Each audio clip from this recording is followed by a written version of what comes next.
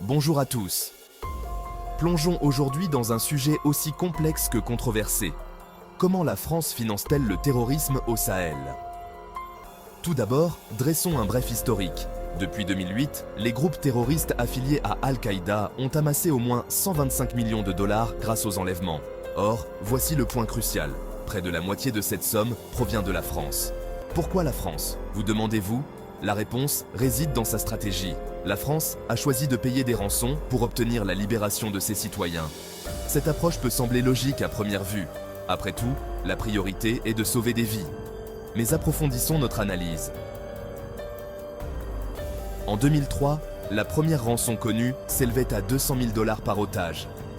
Aujourd'hui, ce montant peut atteindre 10 millions de dollars. Ces fonds constituent une part importante du budget opérationnel d'Al-Qaïda. Le commandant en second d'Al-Qaïda a même indiqué que les paiements de rançon représentent environ la moitié de leurs revenus. Mettons les choses en perspective. Au cours des 5 dernières années, Al-Qaïda a enlevé 53 otages. Seuls 3 d'entre eux étaient américains, mais un tiers était français, ce qui est considérable. Des citoyens autrichiens, suisses et espagnols ont également constitué une part importante des victimes. En quoi est-ce important? L'afflux d'argent provenant des rançons alimente les activités terroristes en cours. C'est un cercle vicieux. Plus d'argent signifie plus de ressources pour les enlèvements, ce qui implique à son tour davantage de paiements de rançon.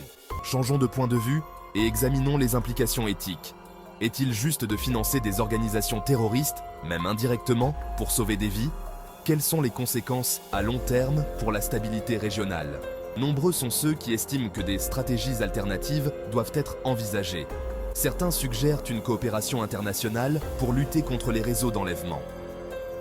D'autres préconisent des politiques plus strictes contre le paiement de rançon. C'est une question complexe sans réponse facile.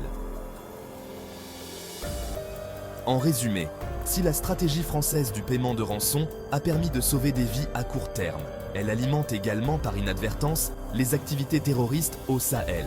Il s'agit d'un équilibre délicat entre les préoccupations humanitaires immédiates et les implications sécuritaires à long terme. Merci d'avoir regardé cette vidéo. Si ce sujet vous a intéressé, n'oubliez pas de l'aimer, de la partager et de vous abonner. Poursuivons la conversation dans les commentaires ci-dessous. À la prochaine.